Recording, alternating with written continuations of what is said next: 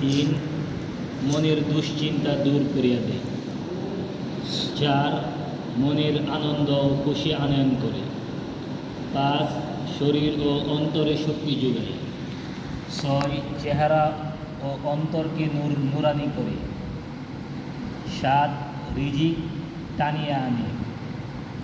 8 রিজিককারীকে প্রভাব ও মাধুর্যের পোশাক পরানো হয়। তাহার দৃষ্টিপাতের কারণে মনে মনে ভয় ও জাগে, আবার তাহার প্রতি চাইলে মনে হয় স্বাদ ও মাধুর্যতা অনুভব হয়। 9 আল্লাহর মহাব্বত পয়দা হয়।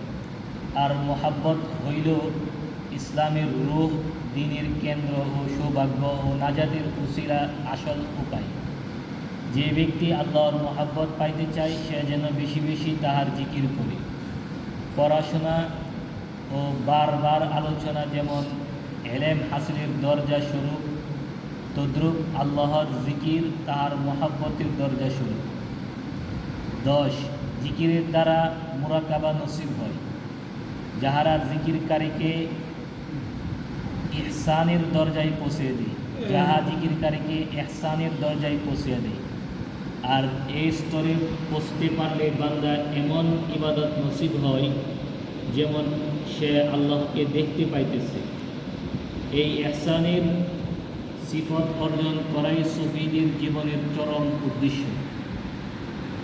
11 আল্লাহর দিকে মনোযোগ দৃষ্টি করে ফেলে এবং ক্রমশই এমন অবস্থায় উপনীত হয় যে সকল বিষয়ে আল্লাহ তাআলা তাহার জন্য আশ্রয়স্থল হয়ে যায় এবং যাবতীয় বিপদ আপদে সে একমাত্র তাহারই দিকে মনোযোগী হয়ে যায়।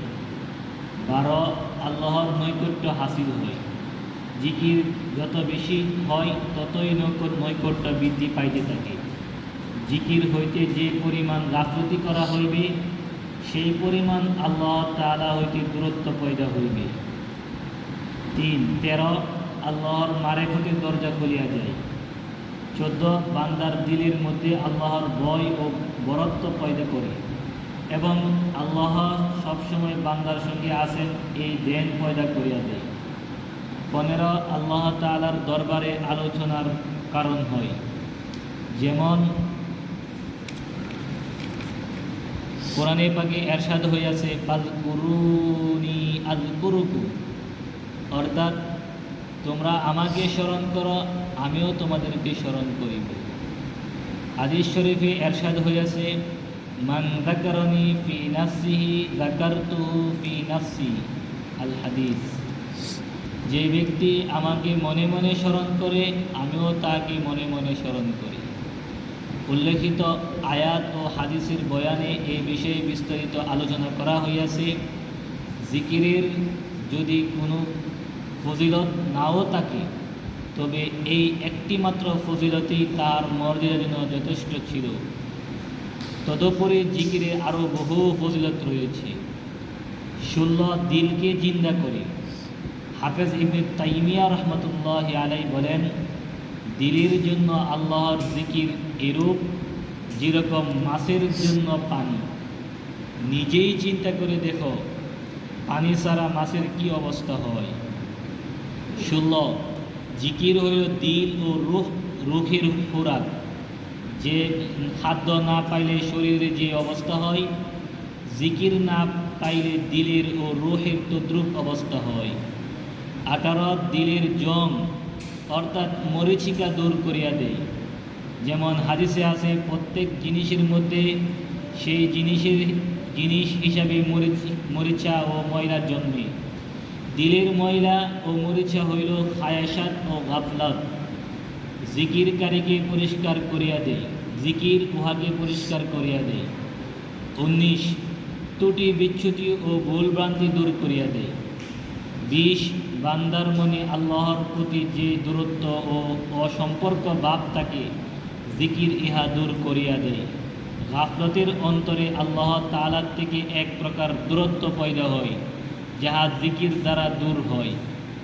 21 বান্দা যে সমস্ত জিকির আজকার করে উহা আরশের চতুর্দিকে বান্দার জিকির করিয়া ঘুরতে থাকে। যেমন 3য় অধ্যায় 2য় পরিচ্ছেদে 17 নম্বর হাদিসে বর্ণিত হয়েছে। 22 যে ব্যক্তি সুখের সময় আল্লাহর জিকির করে, আল্লাহ তাআলা মুসিবতের সময় তাহাকে স্মরণ করে। 23 জিকির আল্লাহর আযাব হইতে নাজাতের ওসিলা। 24 জিকিরের কারণে সাকিনা ও রহমত নাজিল হয়, ফেরেশতারা চতুর্দিক হইতে জিকিরকারীকে ঘিরিয়া লয়। সাকিনার অর্থ এই অধ্যায়ের 2 নম্বর পরিচ্ছেদে 8 নং হাদিসে বর্ণিত হইয়াছে। 25 জিকিরকারীর বরকতে জবান গীবত ও চুগলখড়ি, মিথ্যা, খারাপ কথা, বেহুদা কথা হইতে হেফাজত থাকে। বাস্তব অভিজ্ঞতা দেখা যায়, যাহার জবান জিকিরে অভ্যস্ত হইয়া যায় সে এইসব জিনিস হইতে সাধারণত হেফাজত থাকে, আর যাহার জবান জিকিরে অভ্যস্ত হয় না সে এইগুলোর মধ্যে লিপ্ত থাকে। আল্লাহ পাক আমাদেরকে প্রতিষ্ঠা জিকিরে ফায়দা হাসিল করার তৌফিক দান করুন। আমিন।